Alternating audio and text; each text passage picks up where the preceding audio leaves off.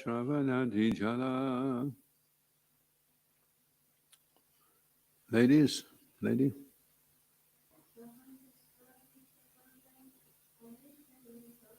Tahan Vishtari Tahana Fali Prema Phala. Ihan Mali Sache Nitya Shravanadijala Tahan. They're in the spiritual world, in the Goloka Vrindavan planet. Vishtarita, expanded. Hana, becoming. Phale, produces. Prema Phala, the fruit known as love of Godhead. Ihan, in the material world where the devotee is still present. Mari, exactly like a gardener. Sachi, sprinkles. Nitya, regularly without fail. Shravanadijala, the water of Shravana, Kirtan, and so on. Nice. The Kripa greatly expands in the Goloka Vrindavan planet, and there it produces the fruit of love for Krishna. Although remaining in the material world, the gardener regularly sprinkles the Kripa with the water of hearing and chanting. Responsively pleased. The Kripa greatly expands in the Goloka Vrindavan planet, and there it produces the fruit of love for Krishna. Although remaining in the material world, the gardener regularly sprinkles the Kripa with the water of hearing and chanting. Jai Srila Prabhupada Ki Jai. In Goloka Vrindavan, the devotees have very intimate relationships with the Supreme Personality of Godhead. The devotee engages in the Lord's service in great ecstatic love. Such love was exhibited personally by Sri Caitanya Mahaprabhu in his teachings to the people of the material world. The fruit of the devotional Kripa is the pure desire to serve and please the senses of the Supreme Personality of Godhead. Krishnendriya Priti Ichatari Prema Nama. CC Adi 4165. In the spiritual world, one has no desire other than to please the senses of the Supreme Personality of Godhead. The conditioned soul within the material world can neither understand nor appreciate how a pure devotee in the material world can render confidential service to the Lord out of feelings of ecstatic love and always engage in pleasing the Supreme Lord's senses. Although seen within the material world, the pure devotee always engages in the confidential service of the Lord. An ordinary neophyte devotee cannot realize this. Therefore, it is said, Vaishnavara Kriya Mudra Vigyaha Na Bhujaya. The activities of a pure Vaishnav cannot be understood even by a learned scholar in the material world. Every living entity is wandering within this universe in different species and so in different planetary systems according to its fruit of activities. Out of many millions of living entities, one may be fortunate enough to receive the seed of the Bhakti Lata, the Kripa of devotional service.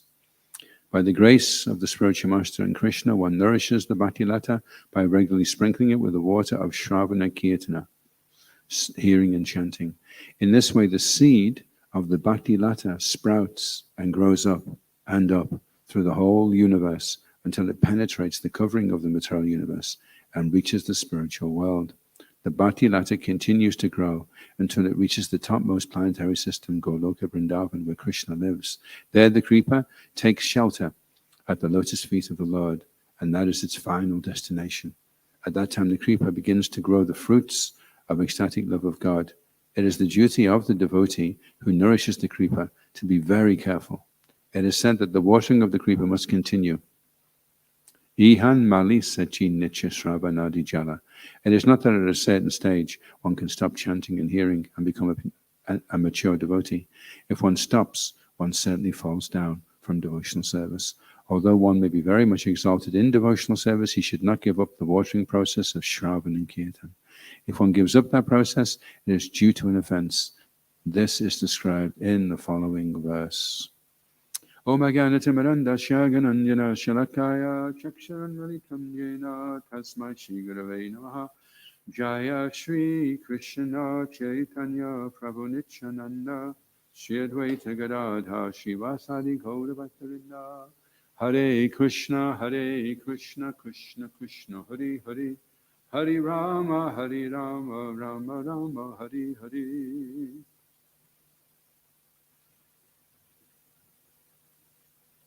So Haribol.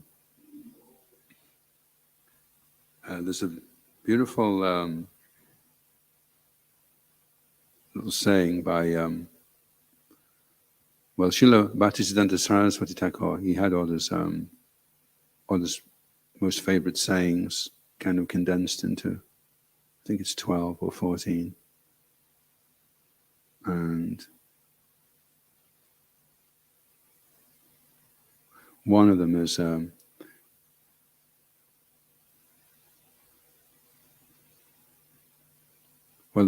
all pretty good actually, but just because it's referring here. He says, we are put to test and trial in this world. Only those who attend the kirtan of the devotees can succeed. Every spot on, in fact, there was one devotee, he said, he was asking one of the spiritual masters that we have in ISKCON, how can I stay in devotee stay a devotee for the rest of my life? So the devotee said to him, you should always attend Mangalarti, and then you'll never leave. So later on, he was thinking about it, because in order to attend Mangalarti, you can't really leave. So if you always attend Mangalarti, then you can never leave. Anyway, so definitely attend the kirtan of the devotees. Every spot on earth where discourses on the Lord are held are places of pilgrimage. Possession of objects not related to Krishna are our main malady. Let me not desire anything but the highest good for my worst enemies. Dalliance with the bodily luxuries increases, so wanes the spirit of service of the Lord. Those favored by God find their path set with thorns. Chant the holy name loudly and with attachment. This will drive away inertia, worldly evils, and pests. So there you go. Chant with attachment. You ever seen a devotee chanting with attachment? What it looks like when the devotee is chanting with attachment. Well, he's really hanging on, he's really desperate to hear the next name. And then when he's had that name, he's desperate to hear the next name. And then he's desperate to hear the next name. Then the devotee's hearing, If the devotee's kind of like Kadamba Kamaraj was saying this morning, when you're chanting, Krishna is dancing in the form of sound, Nataraj. And the devotee just can't wait to finish his rounds. Then he's blind. He's not seeing what's going on. So luckily we have Caitanya Charitamrita to help us try to see that there is a creeper growing right now. It's growing through the layers. First of all, through the universe. Then it comes to the first layer, which is earth. And the next layer, which is water. Each layer is 10 times thicker. If you have a universe that's an inch across, and you measure all the coverings, it's 14 miles. So it's quite a lot of covering, actually. Every time you go up by 10, it really increases. So the creeper gets through the first bit, then it comes to the first covering. Then it's got a long, long way to go before it breaks through into the spiritual world. Anyway, eventually it does get there.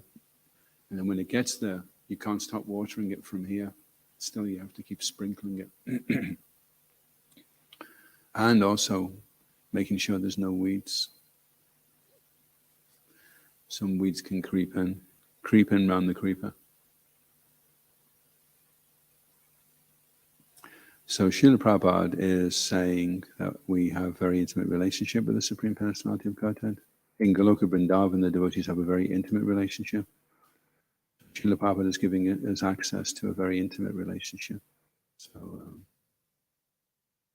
that's inconceivable when you think of how many planets there are in the Vaikuntha region, and then you go through the Vaikuntha region, and then you go into Goloka Vrindavan. So because we've been given the name Guru Parampara, down from Lord Chaitanya, Rupa Goswami, who's been being instructed now, and then Rupa Goswami's disciple, and then we come down the line, Krishna Chakravarti Thakur, then Narottam Das Thakur, all these great souls, then Srila Bhaktivinoda Thakur, Srila Bhaktisiddhanta Saraswati Thakur, Srila Prabhupada.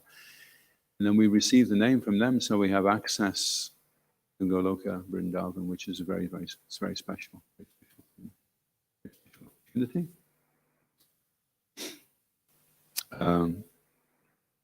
Fruit of devotional service is the pure desire to serve and please the senses of the Supreme Personality of Godhead. So in the spiritual world, there's no other desire than to please the senses of the Supreme Personality of Godhead. So in the conditioned world, the conditioned soul cannot understand or appreciate that. So that's the challenge. In between transitioning from conditioned to a pure devotee, it will not be possible for you to understand or appreciate a pure devotee. Although seen within the material world, the pure devotee always engages in the confidential service of the Lord. So that's the nature of when you associate with a pure devotee, you feel like the devotee has a relationship with Krishna, understands, appreciates, is aware of Krishna. And although you can't be directly aware, you can share that to some degree if you engage in, if you join in the kirtan of the devotee that's in that state of consciousness. If he leads a kirtan and you're in that kirtan, then you're allowed access, at least momentarily. Sometimes the devotees would say when they were with Srila Prabhupada, they would just suddenly feel themselves in the spiritual world, at least for a few seconds. Every living entity is wandering within the universe in different species on different planets. Out of many millions, one is fortunate enough to receive that bhakti lata. So by the grace of the spiritual master and Krishna, one nourishes that by regularly sprinkling it with Shravana and Kirtan. So if it's Namaparad, then it doesn't nourish the Kripa.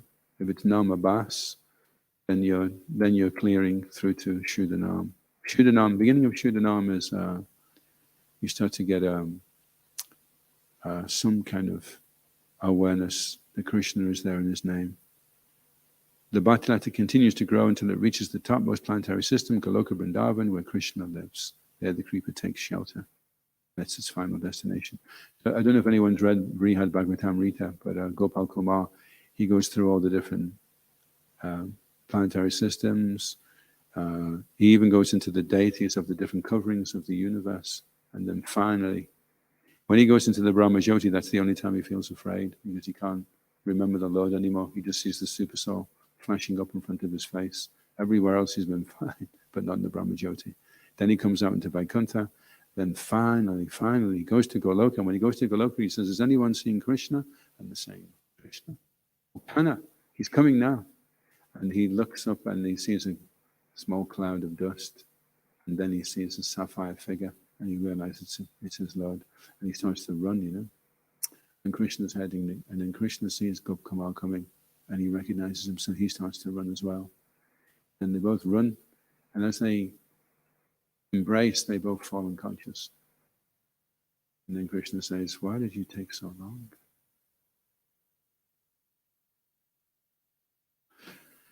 So Bhaktilata continues to grow until it reaches the topmost planetary system, Goloka, where Krishna lives. At that time, the Kripa begins to grow, ecstatic love. So that's interesting also, that the love really matures once you're in the spiritual world. It's the duty of the devotee to be very careful in watering the Kripa, and it must continue. You must never stop chanting. If one stops, he certainly falls down. Although one may be very much exalted, he should not give up the watering process. If one gives up that process, it is due to an offense. This is described in the following verse. So one of the effects of Namaparad is, apart from becoming very critical of devotees, is that you lose the taste for chanting, and material desires start to increase. It's an interesting process we have. We think, okay, I just have to chant Hare Krishna. That seems simple enough. Hare Krishna, Hare Krishna. I just have to hear it. Krishna, Krishna, Hare Hare. No problem. Hare Rama, Hare Rama, Rama Rama, Hare Hare. It's amazing, isn't it, how within that one mantra you can forget over and over and over again. It's like Krishna's there. You keep going to go forward and then you forget. And you go to go forward and then you forget. I heard it once described, it's like being in front of a waterfall, and Krishna's like a deity on the other side of the waterfall. And the waterfall is the mind, and you have to penetrate through if you want to see Krishna. Otherwise, you just stay on the other side, and you just see the water splashing past. So it takes determination and faith to push through that, to come in contact with Krishna. And of course, if it's no maparad, then you just stay. The waterfall stays, the date is on the other side, and you stay on the other side. And no maparad starts to also reduce the devotee's faith. He starts thinking, well, maybe this isn't really, maybe these devotees aren't really that elevated. Maybe they're just kidding us on, you know, because it doesn't seem to really work anyway. I've tried it, it doesn't seem to be what they're saying it is in the books. Ramabas, then at some point in the clearing stage, you're trying with every fiber to hear. And Krishna explains in the Gita that you have to practice not only suitable practice, but he says with detachment. So part of the problem is you have to be detached from the result, because when you're practicing something, you may not achieve the result that you're looking for immediately. And so you have to become detached, because if you're not detached from the result, then you become discouraged. So it's suitable practice, and there has to be detachment as well. And then you have to wait, you have to be patient. Because it's an interesting process, although it seems like you just say Hare Krishna, and I can do that, and I can hear that. What is the problem? The problem is you cannot do it unless Krishna allows you to do it. You cannot chant Hare Krishna unless Krishna allows you. You need Krishna's mercy to be able to chant. It seems like anyone could do it, but when you actually start trying to do it over a prolonged period of time, then you start realizing it's only if I get Krishna's mercy that I can remember. You hear and you chant and you remember. The remembering process has to go on, because you won't remember to hear and chant otherwise. Hearing, chanting, and remembering, they have to be there, all three of them, not just the hearing and the chanting. The remembering has to be there as well. Your ability to remember is completely dependent upon Krishna. He's the one who's in control of our memory anyway.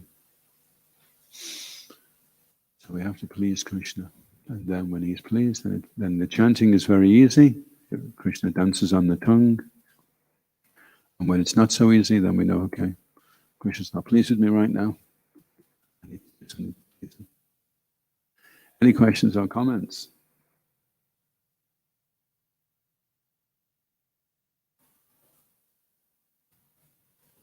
Hare Krishna. Haribol, thank you. Haribol. It's not that related, but it's sort of from what was mentioned in the purport, a little bit. Just when we hear like worship of, worshipping Lord Chaitanya is non different from worshipping Radha Krishna. There's no difference in this.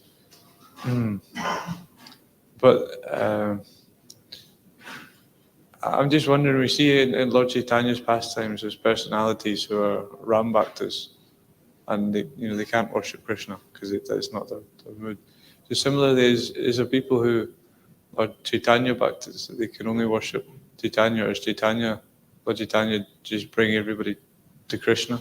It seems like he's more the process rather than the actual goal.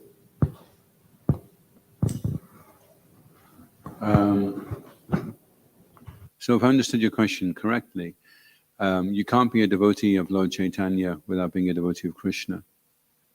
And if you're a devotee of Lord Ramachandra, then does that exclude you from being a devotee of Lord Chaitanya?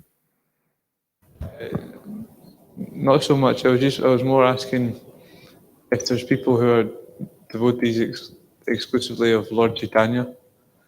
It's similar to how some people, although they're Vaishnavas, but their mood is to Lord Ramachandra in that sort of certain relationship, and they're fully satisfied there, so they don't worship Radha Krishna.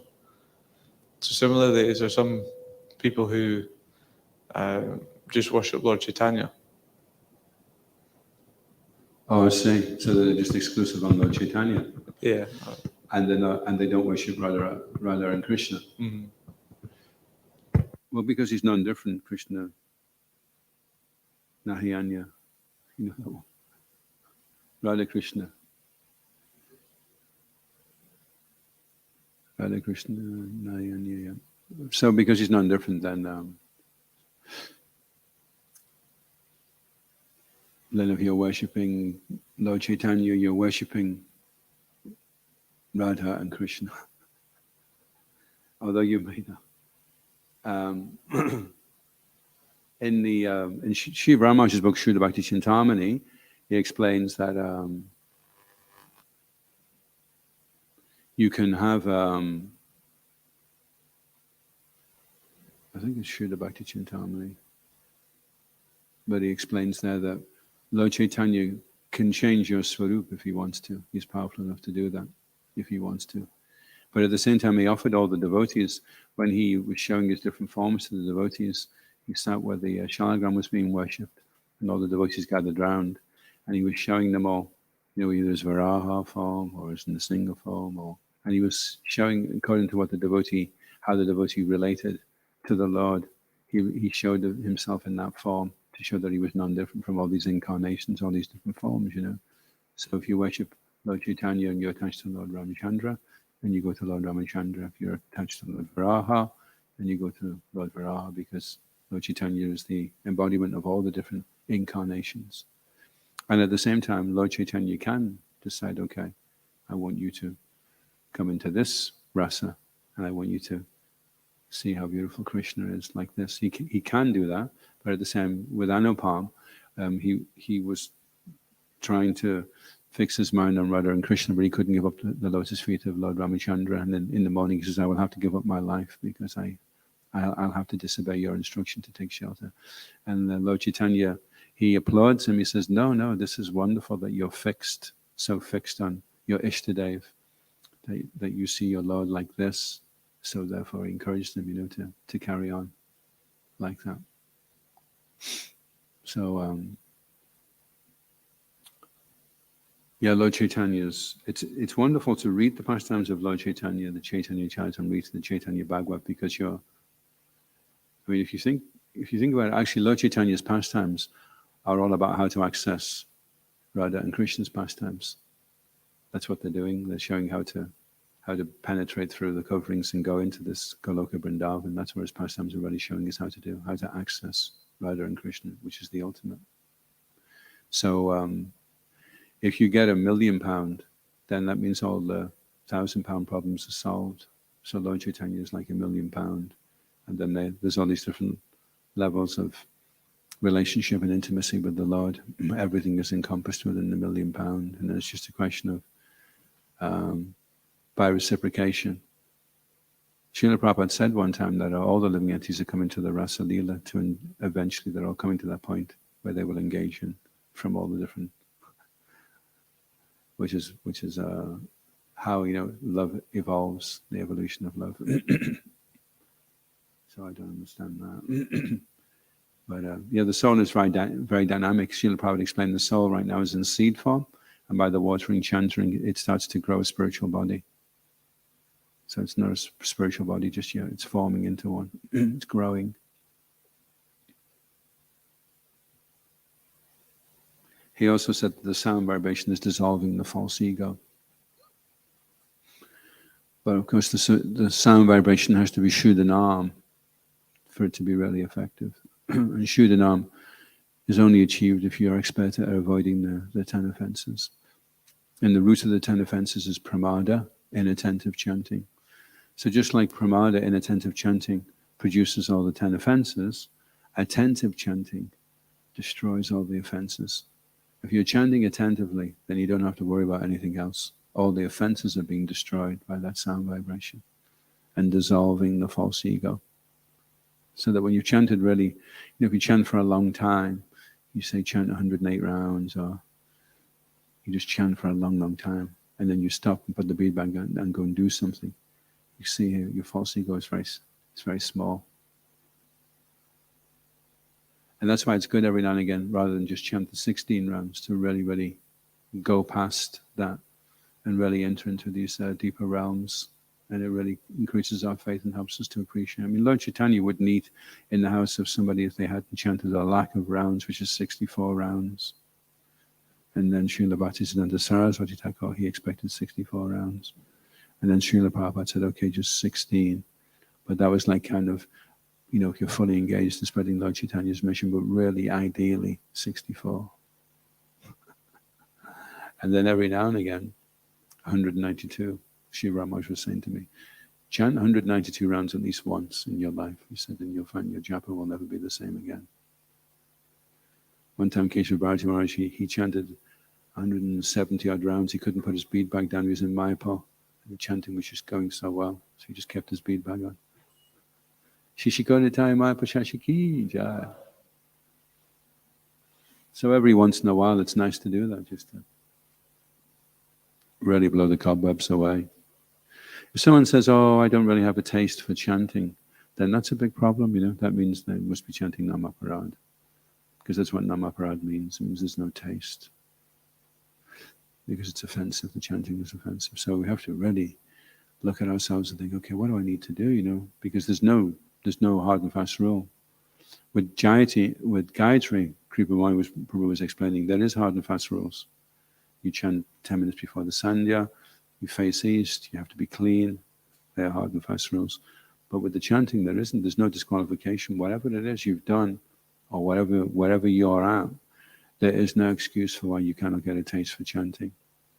Shak Krishna Nama Charitadi Sitapya Vijaya. Sita means sweet. The name is sweet. And it is wonderful that carefully by simply chanting these sweet names every day, a natural relish will awaken in the tongue. So if that natural relish is not awakening in the tongue and it still tastes sour, then that's due to avidya, the jaundice of ignorance. And what's interesting about ignorance is not a static state. It's a proactive state, ignorance. It means to ignore. When you're chanting and Krishna's presenting himself before you and you remain in ignorance, it means you're ignoring. You're turning away from the fact. It's like someone's trying to push you toward the light and you keep turning. No, it's dark. No, it's light. No, it's dark. No, it's light. It's dark. No, it's light. It's dark. It's dark. It's dark. So you're ignoring your relationship with Krishna. So that's actually an act of defiance. If you're in ignorance, if you're ignoring, then you're defying. It's an offensive, antagonistic attitude. Namaparad means antagonistic toward Krishna, ignoring Krishna. So then the holy name doesn't taste sweet. Jaundice of avidya, ignorance. Sitapya vidya. But it is wonderful that simply by continuing anyway, even though it doesn't taste so sweet, like you're given the sugar by the doctor, and because it tastes sour, this must be the thing then. And if I can keep doing it, once it starts to taste sweet, then I know I'm getting healthy. You realize that. Okay, so I need it. Okay, it tastes sour right now. Mula hantri. The mula is the root and hantri is the destroyer. It uproots. It's like when you start to chant Namabhas, you can feel the whole thing starting to uproot, the whole bodily conception, the whole false ego, the bad attitude, everything starts to go, everything's starting to get pulled out. And then you start becoming aware of what you're attracted to of Krishna's pastimes, whether it's Lord Chaitanya or it's Lord Ramachandra or it's Krishna, and then that gives you some indication of your Sthayi Bhav, your Swarup. So personally anyway, I'm a long way off, but if you can at least see the glimpse of the sun coming up into the sky, then it's a source of great encouragement. That's Namabhas. You can't see the sun, but there's just a little glimpse of light coming into the sky. And you realize the sun's there, it's there, the sun is there. If I can just wait long enough, it's going to come up over the horizon eventually. Shudanam, that's when the sun starts to rise. Midnight japa is when there's no sign of the sun. And that's like really in the dense darkness of ignorance, ignoring Krishna. Any other questions or comments?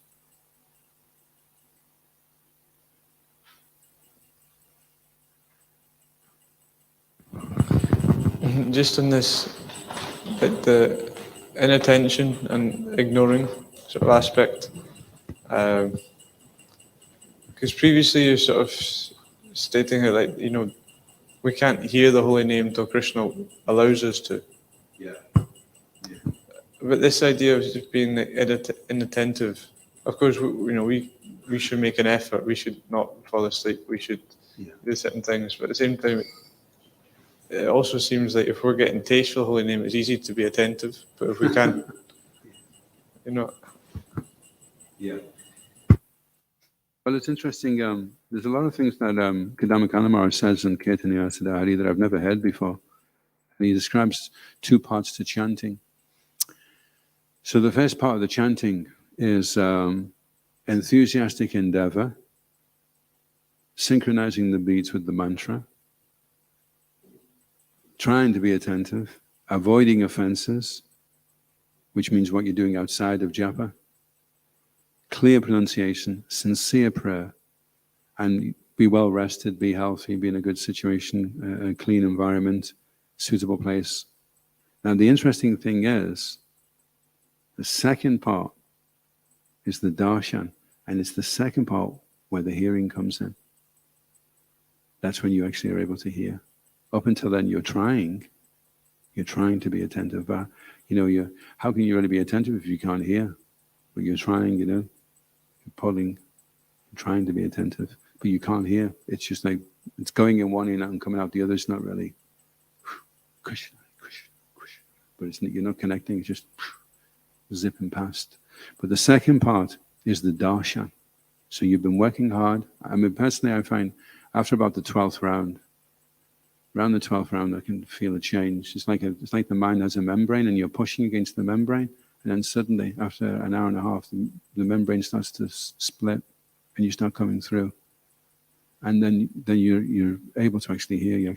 So it's like for most of my chapter anyway, there's one devotee, Prabhupada disciple, he does warm-up rounds before he chants.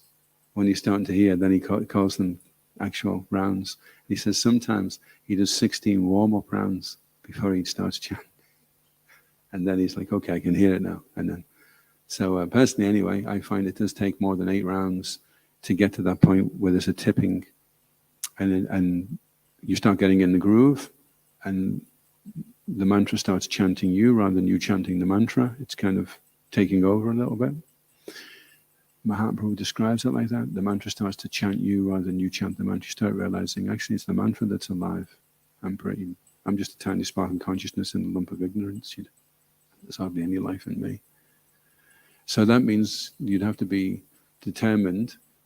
You'd have to be enthusiastic and confident over a sustained period of time before you would penetrate through.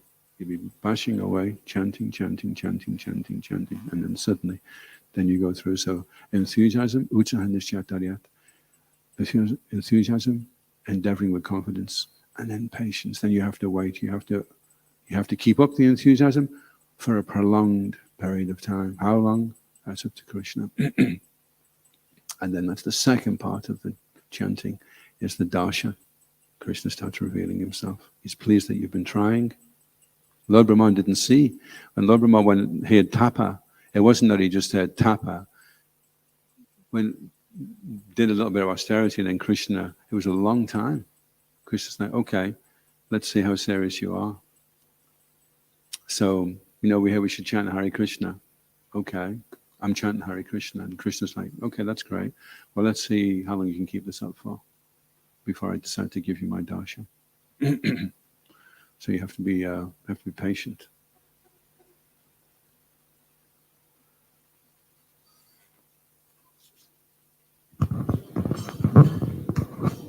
Hare Krishna. Hare Krishna.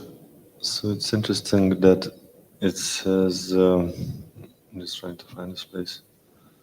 Actually, it's here. That it is not at a certain stage one can stop chanting and hearing and become a mature devotee. This kind of maturity comes from regular chanting, and you cannot stop in order to keep it maturing.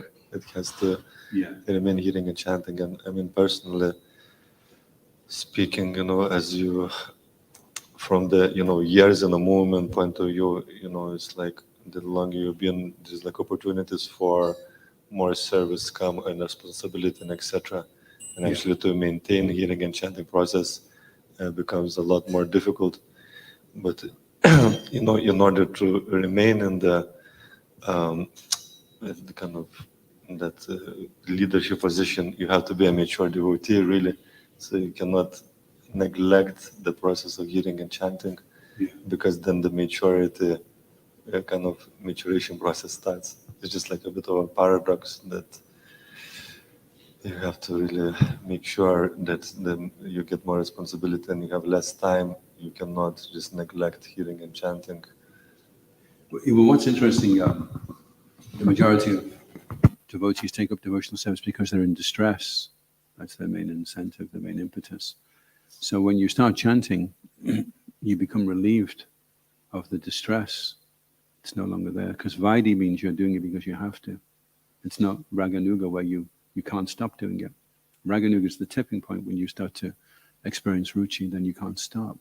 That's like going up a hill and then you're coming down the other side and then you can't stop. You're on the bike, and even if you put the brakes on, the bike is going that fast. Now you can't stop the chanting anymore. So up until then, it's practicing and forcing yourself and pushing yourself. And if during the course of doing that, you suddenly look around and you think, what a beautiful view. This is so nice. I can see Ansali, Haribo, and there's Tesco's. This is so nice. And then you stop pedaling. You think, well, I'm fine now. I mean, I've done pretty well here, you know. As soon as you start pedaling, you roll back. You start rolling back. You start losing. And it's very hard. Once you're rolling back, it's very hard to start pedaling. The trick is, it's like somebody was asking me, how do you always keep doing Sankirtan? The trick is just to always keep doing it, because as soon as you stop and then you have to try and start, it can be really difficult. If you leave the movement and then you come back, it can be really difficult to continue on at first, because there's a momentum and we're a movement. So the movement and the momentum is toward Krishna, which means uphill, doing it, pushing. And then you keep pushing to the point where there is no question now of ever stopping, because now you're going down the other side and there's no way you're going to be able to stop now. And it just gets faster and faster, and you become more and more determined, and then that's it. You know, you're on your way home. And we have to. Prabhupada wanted his disciples to come to the Majjhima platform as soon as possible, which is 75% of anartha is removed. Majjhima means fixed. Majjhima doesn't fall down anymore. So Majjhima, first of all, he's fixed bodily. He's in the right place at the right time. Then vocally, he says the right thing at the right time, and then mentally, he thinks the right thing at the right time. Then he's nishta. Then he's, and then from there, ruchi comes. The taste starts to come very easily. But it's interesting, even at the stage of bhav. I'm just reading now about Jad Bharat, and he put aside. Now it's interesting because when Lord Rishabdev had his 100 sons, Bharat was considered that's why the planet is called Bharatvarsh. He was like top, you know, he said to all the sons, you know, there's Lord Rishabdev, he's an incarnation of God directly. And he says to his sons, just follow Bharat. He's the most advanced. So that's what they did. And then Bharat goes off to go and perform austerities. And he's at such an elevated stage, you know, son of an incarnation of God. And he's been highly recommended and everything. And then he falls, he becomes, and as soon as he gives up his hearing and chanting, and he starts to neglect his spiritual practices, then everything else takes place after that. And then next life Adya, and then after that Jad Bharat, and then he doesn't speak until Maharaj Rahugana rubs him up the wrong way, and then he just turns around and gives him it, you know, and amazing.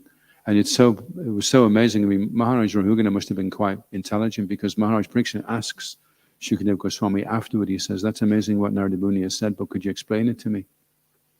So then Narada Muni had to break it down for Parikshit Maharaj to understand. So no ordinary soul, Maharaj Rahugana, as soon as he heard these instructions from Jad Bharat, he gave up the bodily concept of life, just like that.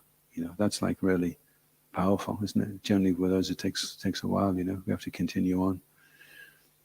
Anyway, whether the transition is immediate or whether it is a long time, we should be in this for the long haul, and it will take. Prabhupada said it took him 30 years to perfect his chanting. So it's no cheap thing. It's no easy thing to get to the point where you're chanting and you're aware that that's Krishna dancing on your tongue. And to the degree that we're not aware of that, to that degree we're still in ignorance, we're still in the clutches of the material energy. So we have to stay determined. Sometimes when you're going up the mountain, you don't realize how tall the mountain is. And then you're pedaling away, and then suddenly the clouds clear. And you realize, oh wow, the mountain's really actually quite high. Didn't think it was this high.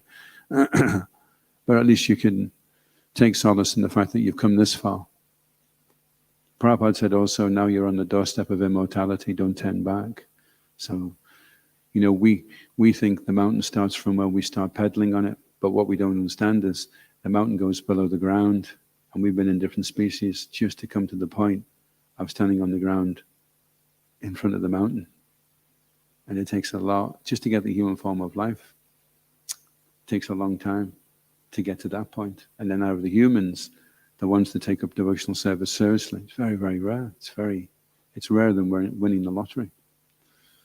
You've got more chance of winning the lottery than taking up pure devotional service and getting a Bhakti-lata Bij. So it may seem like the mountain is a long, long way off, but if you could see how far up you've come from the lowest level of the mountain, then you're almost there. Prabhupada's saying you're on the threshold, don't turn back. Imagine going up the mountain and you've just got 3 feet to go. And you say, no, this is too much. It's just too much. And then you decide to go back down the mountain. It's like, oh my God, you've only got to go another 3 feet, for goodness sake, And then you go right to the bottom again, and you got to start off all over again. Does that answer your question? I suppose we're kind of ruminating on the point, really, aren't we? Ruminating on the point, chewing it over, fluffing it out, reflecting on it, on what it is.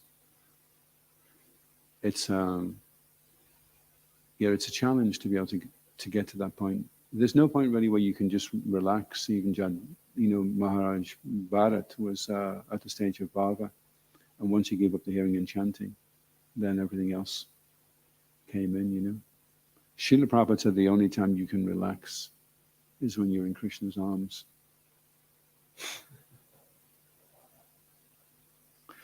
And that's what happened to Gop Kumar. He went all limp, he lost consciousness. So you have to wait until then you can let yourself go. But it'll be worth it.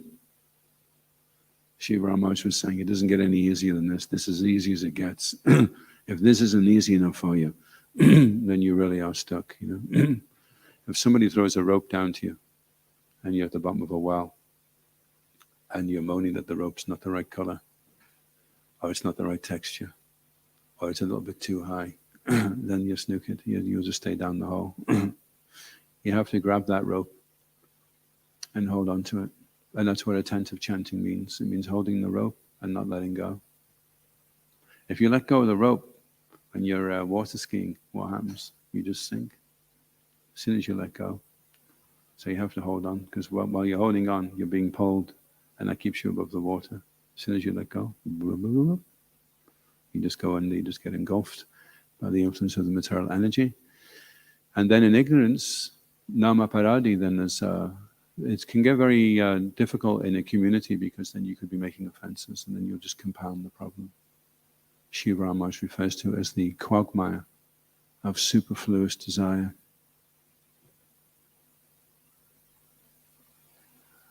Oh, okay. Any other last comments?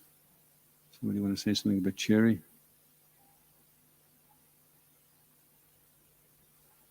Krishna Surya Samamaya Andhakara. It's very, Krishna's there in his name, and if we try, Krishna knows how hard we're trying, and he knows whether we can try harder. And if we are trying as hard as we can, Krishna will also know that.